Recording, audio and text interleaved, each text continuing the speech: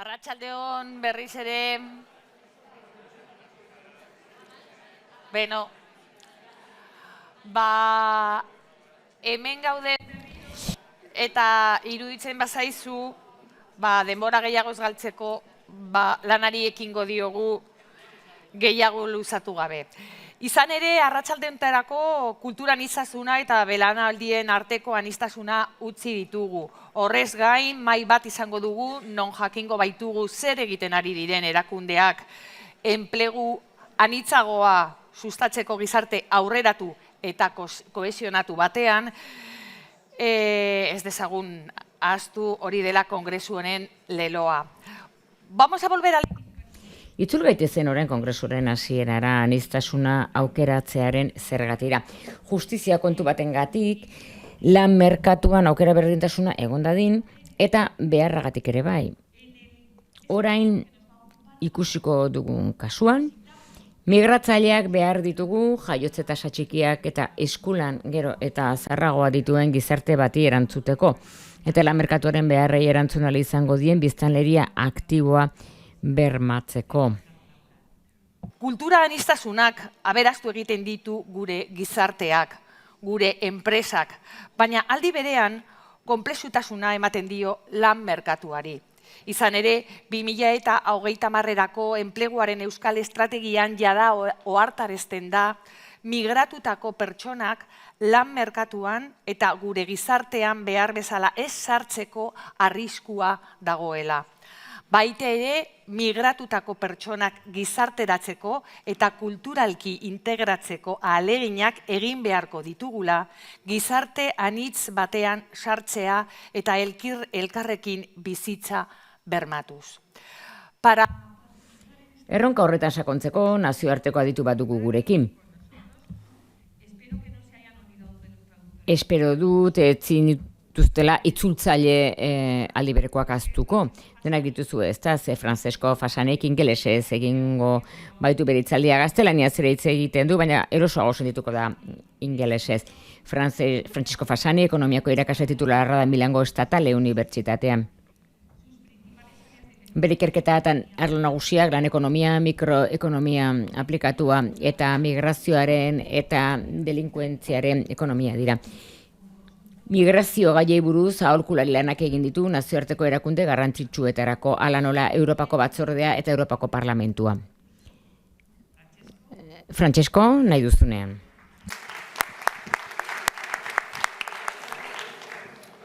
Vale, buenas tardes y bueno, tengo la tarea difícil. Arratsaldeon, lan gogorra daukat orain esnatu behar zaituzte eta hartutako ardo eta jandako janarien ondoren. Mi esker antolatzaileen gonbidatzeagatiko ere handia da eta oso interesgarria da akademiko batentzat teoriaren mundutik ateratzea eta egiazko munduan sartzea. Asko ikasten ari naiz gaur eta orain ordu erdi batez, 20 minutuz, nire mundu akademikoa aurkeztuko dizu eta zerbait interesgarria esateko moduan nagoen ederki. Hori da izan da nire gaztelania eta orain ingelesez jarraituko dut. Migratzailei buruz hitz egin nahiko nizueke, nire esperientzia arloa baita lan merkaturatzea eta nire hitzaldia 5 arlotan oinarrituta dago. Lehentazkenean galdera bat egingo dut, ea migratzaileak behar ditugun edo ez, eta behar baditugun, ea integratu nahi ditugun edo ez. Ea nahi ditugun migratzaileak eta integratu nahi ditugun. Beraz, planteatzen dugun galdera da nola lortu etorkinen integrazioa gure gizartean eta denbora badut, politikako adibide bat jarriko dut. Ikusteko nola egiten dira refuxiatuen integrazioa lan arlo honetan asko lan egin dut. Bueno, jartzen ari naiz denbora gailua, garaiz bukatzeko. Etorkinak beraz, zifra batzuk. Espainia gorakada bizkorra izan du migrazioan oso maila apaletatik hasita Italiaren antzera. Bi herrialdeek hasieran oso indize apalak zituzten. Eta Espainia, Italia baina askoz ere gehiago hazi da. Eta Europako batasunaren bataz bestetik gora dago. Eta aldakortasun handia ere badu Euskal Herrian 12% etorkinak dira, Katalunian 25%. Hau da, diferentzia handiak daude Espainia barruan. Kantitate handiak eta arazo persistenteak integrazioari begira, integrazio desfaseak alegiak. Hemen ikusten dugu aldea, hau da, etorkinen artean eta bertakoen artean. Hemen ikusten ditugu enplegu tasen bilakaera azken 20 urtean. Lerro horian ditugu etorkinak, ez bakarrik Europar Batasunekoak. Eta ikusten dugu geldia langabeziaren bikoitza dutela pertsona natiboekin konparatuz, beraz joera berdina ikusten dugu, baina askoz ere maila altuagoa. Langabeziari dagokionez hori da erronketako bat.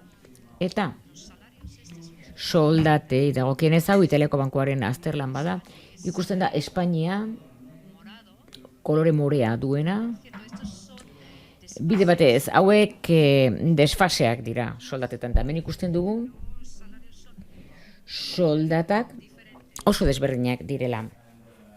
Migratzaileen artean eta tokikoen artean 30% aldea dagoela esango genuke. Alemanian eta Frantzian eta Holandan herrialde tradizionalak direnak etorkinak hartzeko orduan desfase hau txikiagoa da. Arrakala hori txikiagoa. Eta erregresio azterketa bat egiten badugu, hau da, konparatu migratzaileak eta tokikoak, adin berarekin, hezkuntza maila berarekin, ezaugarri antzekoekin, ikusten dugu arrakala hori pixka bat murriztu egiten dela, baina 25% iritsi dela. Beraz, arrakala handi hauek daude. Hau da, erronka edozein politikarentzat. Beraz, lehen galdera, behar dugu etorkinen eskulana edo ez. Hemen baditugu dilema batzuk, pantailan. Eta eztabaida laburtu egingo dut. Oro har. Alde batetik, uste da, etorkinek lanak, gure langilei lanak entzen dietela komatxo artean. Baina beste alde batetik, etorkinak behar ditugu. Hau da, desiragarriak ez diren lanpostuetan lan egiteko. Eta horrela ezartzen ari den populazioaren ordez lan egiteko eskizofrenia hutsa dugu gure gizartetan egia esan. Eta horregatik guk horri falaziaren mordoa deitzen diogu horri. Hau da, guk lamp of labor fallacy deitzen diogu. Hau da, jokalari jakin batzuk ditugu, sasi teoria bat, eta lanpostu bat hartzen duenak lapurtu egiten dio beste pertsona bati, hori ere gertatzen da kirolean adibidez. Eta behar bada, teoria horren aldekoak direnak, hobeto ulertzen dute futbolaz, ekonomiaz, baino. Ez baita egia, ekonomian ez da hori gertatzen. Hau da, lanpostu kopurua ez da finkoa, eta are gehiago, ekonomia egokitu egin daiteke, eta langile gehiago izateak ekonomia indartsuago eta handiagoak hartzen dut lanpostu gehiago. Eta pentsa arditzegun adibidez emakumeak. Emakumeak iristen dira enplegu merkatura, azken hamarkadatan iristen joan dira. Eta inork ez du uste emakumeek lanpostuak ostu egin dituztela. Eta gizarte adinekoaz pentsatzen dugunean, hau da, gero eta langile gazte gutxiago dagoen leku batean, albiste ona da. Hau da, langile gutxiago daude, baina lanpostu gehiago daude eta hobe ordaindutakoak, baina ez da horrela. Hau da, langile gutxiago esan nahi du uzkurtu egiten den ekonomian, eta lanpostu gutxiago daudela eta okerrago ordainduak. Hau da, ekonomiak nola funtzionatzen duen ulertzen badugu, nola erantzuten duen migrazioaren aurrean, hau da, hazkunde baten betartez egiten du. Eta horrek esan nahi du lanpostu gehiago sor daitezkela. Beraz, pentsatu beharko genuke,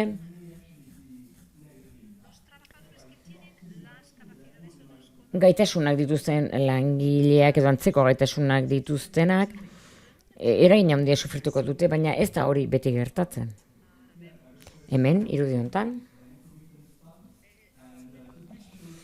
berriz ere Italiako bankuko azterlan bat. Eta enpleguaren hazkunde tasa erakusten du. Espainian marra urdina da atzerritarren eskulana eta laranja kolorean tokikoen eskulana. Eta grafiko honen arabera, Espainian hazkundea egon da lanpostuetan etorkinen eskulanaren hazkunde izan da batez ere. Italian marra laranja zifra negatiboetan eta guzti da. Hau da, horrek esan nahi du, gero eta italiar gutxiago ari direla lanean. Hau da, migratzaileak ez ba zeunde, beherakada ekonomiko bat izango genuen azken 20 urtean. Hemen ikusten dugu Italiaren kasua. Abiadura handiez ari gara sartzen, Espainia baina gehiago. Ilunean agertzen da tokikoa eta gris argian kanpotarra. Beraz, Italian migratzailerik gabe, beherakada izango zuen bere demografiak. Espainian orekatuagoa da egoera. Beraz, Espainiako hazkundea azken 20 urtean 50% izan da etorkinei esker eta gainerakoa tokiko biztanleei esker. Hemen ikusten ditugu hainbat agertoki. Emigrazio maila horrekin, 3% hasiko da Espainia datozen 10 urteetan. Baina ateak ixtea migrazioari, herrialde guztietan, horrela gertatuko balitz, beherakada handia ikusiko genukeen hazkunde ekonomikoa. Zergatik, gure gizartea zahartuta dagoelako. Eta migratzaileak behar baditugu, galdera hau da. Nahi dugu haiek integratzea edo ez. Eta hemen, Europako Parlamentuarentzat egin nuen azterlan bat berri emango dizuet. Joan den urtean egin nuen. Errepaso bat egiten diet 160 ekonomia azterlanei, zientzia politikakoek ere bai, soziologian, eta beste disiplina batzuetan, kuantitatiboki ebaluatzeko ze politika egin diren integrazioa bultzatzeko etorkinen artean. Definituko dut zer den integrazioa hasteko. Eta gero hitz egingo dugu integrazioaz. Definizio orokorrak honela dio. Immigrazio nazioarteko erakundeak egin du.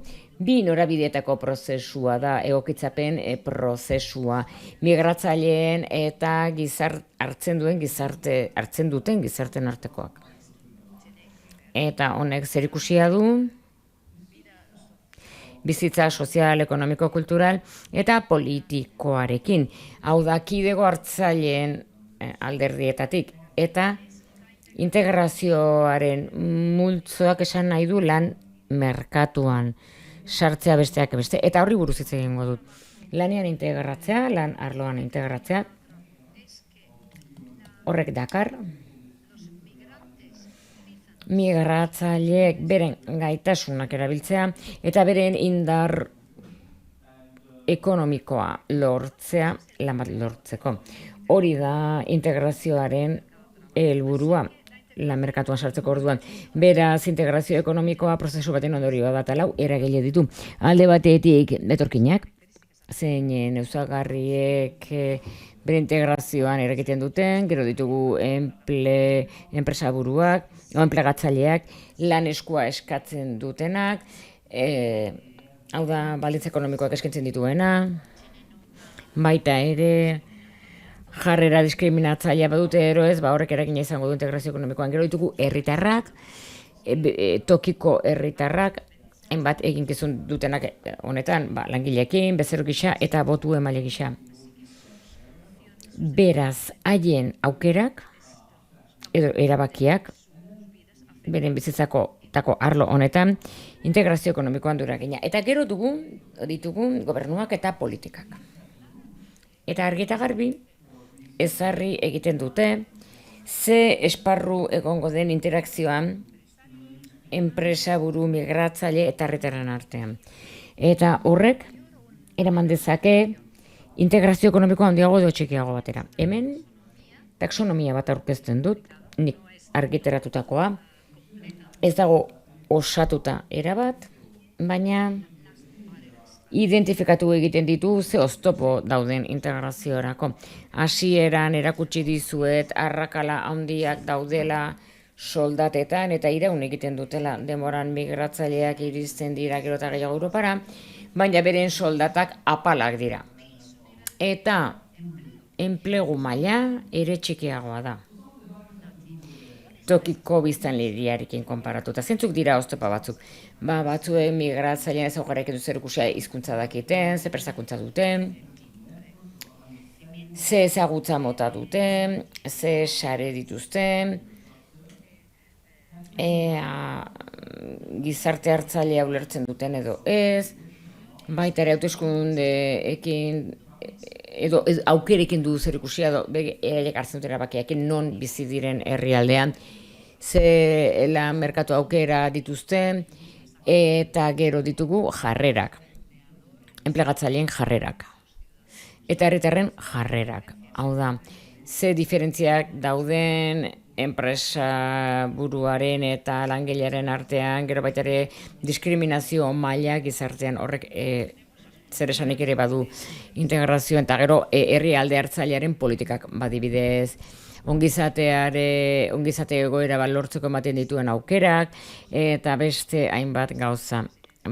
Este baterako egoiliar estatusa, lortzeko gaitasuna, herritartasuna lortzeko gaitasuna, horrek guztiak zer ikusia du migratzaileekin, lana bila etortzen diren migratzaileekin. Migratzaileen integrazioaz pentsatzen dudanean, honela pentsatzen dut. Hau da, migratzaileek oztopo naturala dute abiapuntuan, adibidez emakume konparatuta desberdina da egoera. Emakumeak normalean gizonen hizkuntza berbera hitz egiten dute, baina migratzaileen artean badaude oztopo natural batzuk. Izan daitezke migratzaileak herrialde batera iristen direnak non hizkuntzaren menderatzen dute maila jakin batean, edo dituzten kualifikazioak ez datoz bat herrialdeko kualifikazioekin. Beraz, politika kasu honetan saiatu diteke migratzaileei laguntzen oztopo hauek handitzen. Eta hizkuntza eskolak ematen, esate baterako. Eta gainerako oztopoak desagerrarazten saia daitezke. Hedabide batzu jarriko dizkizuet, gobernuek ez dute beti hori egiten. Batzuetan oso diru gutxi inbertitzen dute horretan. Eta zenbaitetan oztopo artifizial gehiago eransten dituzte, naturalez gain eta atzeratu egiten dute integrazioa.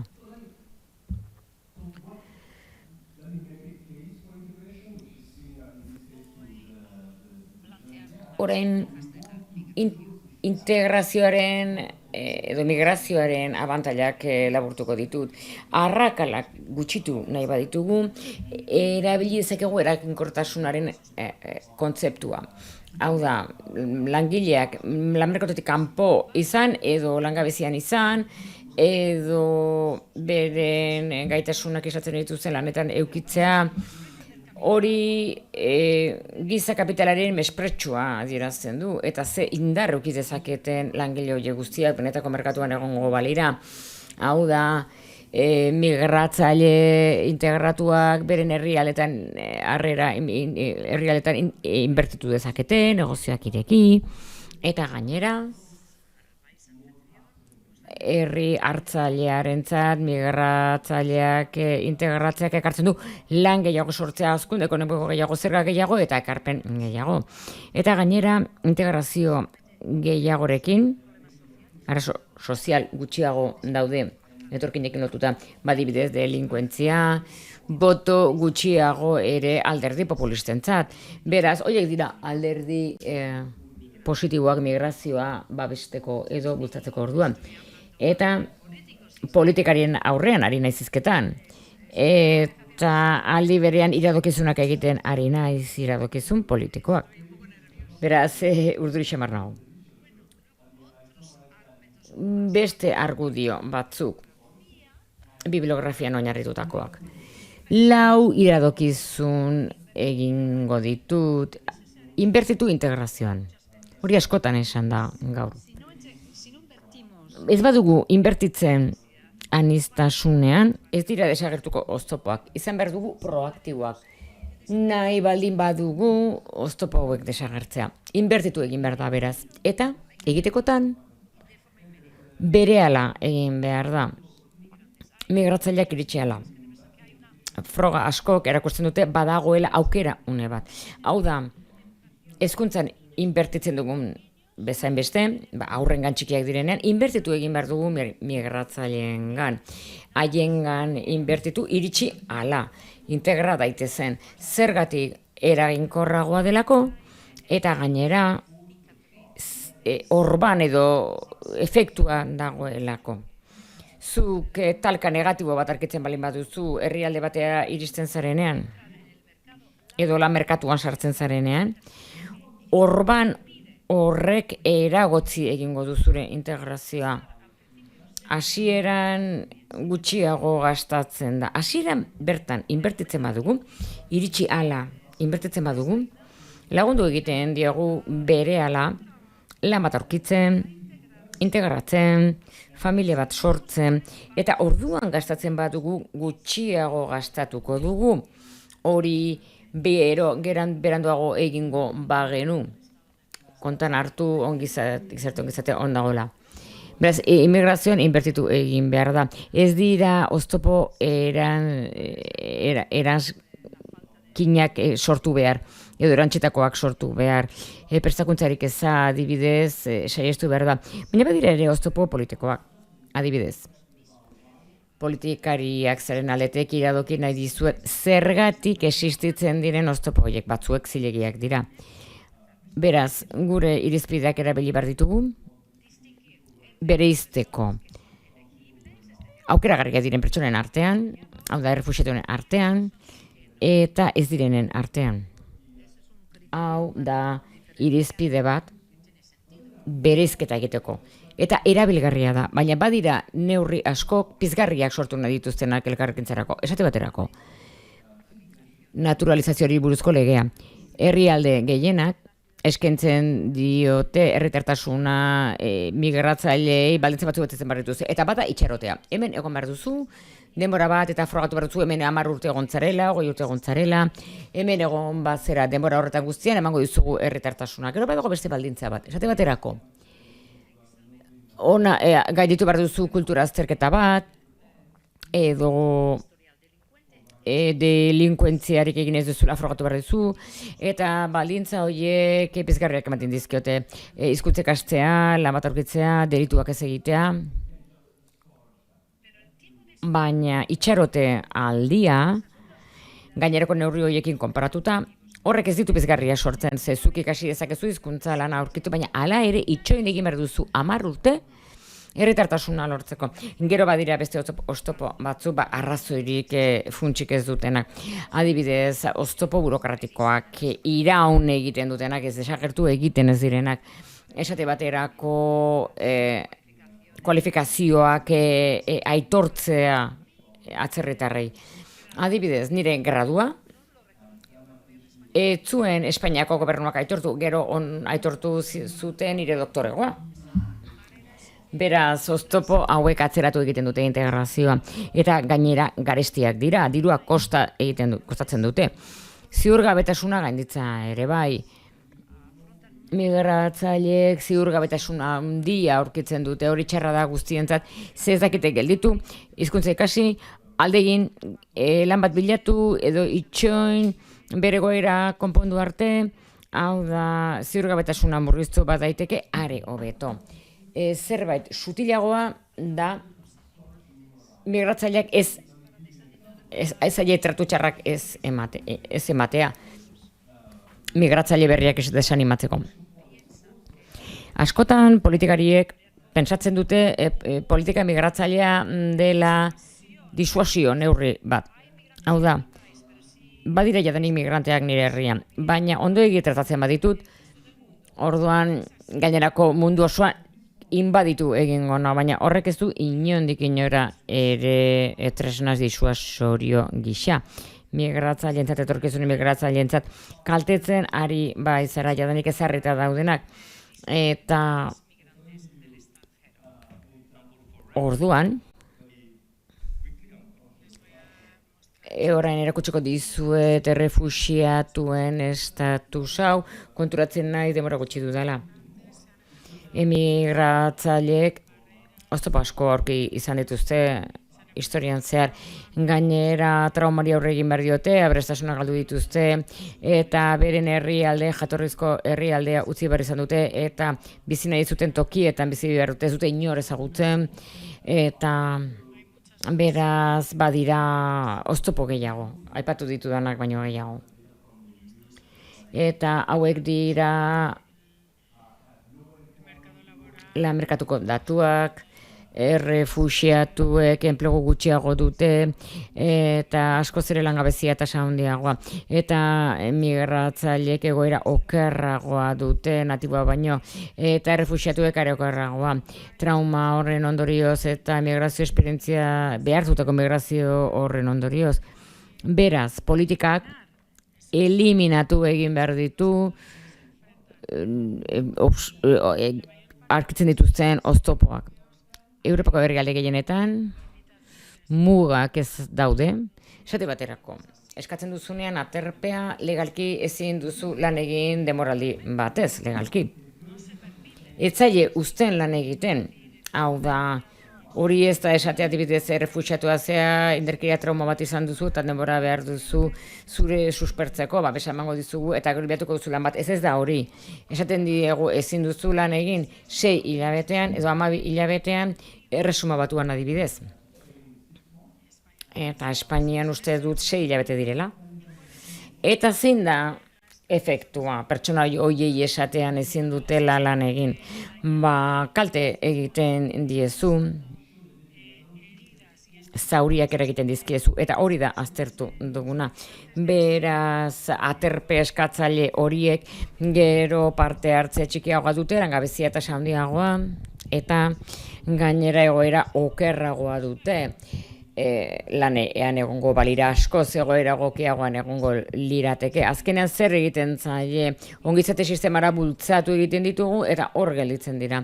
Gainera hor badago literatura bat, psikologian dioena, traumatik osatzeko modurik onena da, zuk errefuxiatuak lan merkatutik kanpo mantentzen baldin badituzu, ez dute xede bat aurkitzen, bizi xede bat aurkitzen gizartean, erazkenean egoera askoz okerragoan bukatzen dute buru osasunari dagokionez. Beraz zauriak eragiten dizkiogu, zergatik egiten da hori, eta atzera egingo dut berriro aurreko gaia aipatuko dut. David Cameroni galdetuko diogu, hau da 2013an egin zuen diskurtso bat, eta esaten du, bai, txarra da, oso gaizki dago aterpea eskatzen duen bati esatea ezin duela lan egin, eta orduan paper tegi guztiak egiten du, baina uste du erabaki honela esaten badiogu, lan egin dezakela, orduan beste faktore bat sortuko dugu, beste faktore bat dituko dugu. Beraz, David Cameronek esango du, ez diogu lan egiten utziko, txarra dela beraientzat, baina itxaropena dugu honek eragotzi egingo duela beste batzuk etortzea. Eta frogazken batean hause da, hori egiten diozunean beren integrazioan kaltetu egiten dituzula betiko. Ze gertatzen da kombinatzen baldin badira 12 hilabeteko debeku bat lan egiteko baita sakabanatze politika bat non hartzaileak, aterpe hartzaileak hartzen dituzun, eta kokatzen dituzun herrialdeko erresuma batuko lekurik okerrenetan, non etxe bizitza publiko kalitate eskasekoa dagoen kostuak aurrezteko.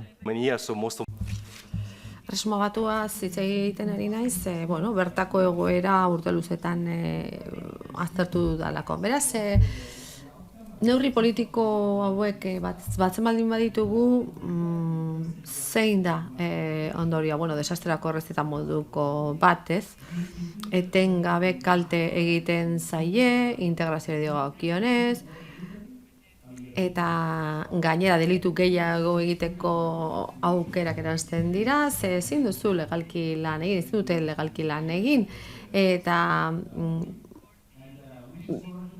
ezinegona sortzen duzu, beraien kontrako ezinegona sortzen duzu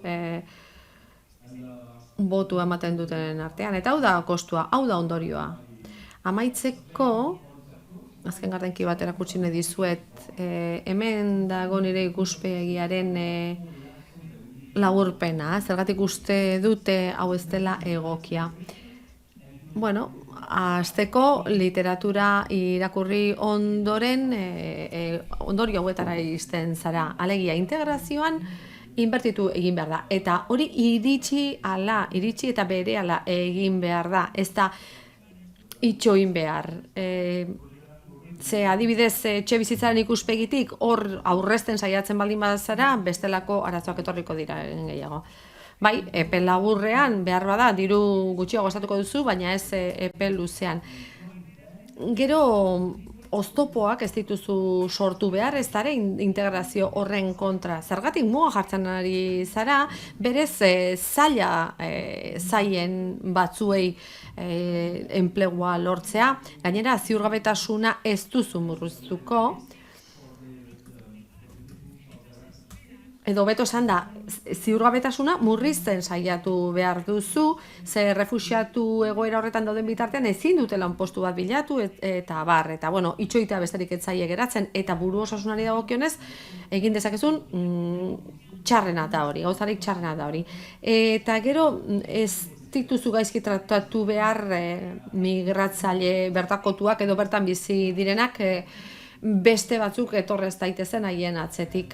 Ez dituzu kaltetu behar asilo eskatzen duten, oiek babesa eskatzen duten, oiek David Cameronek esan zuen bezala, espero duzulako horrek atzetik beste inorrez ekartzea espero duzulako. Eskerrik asko.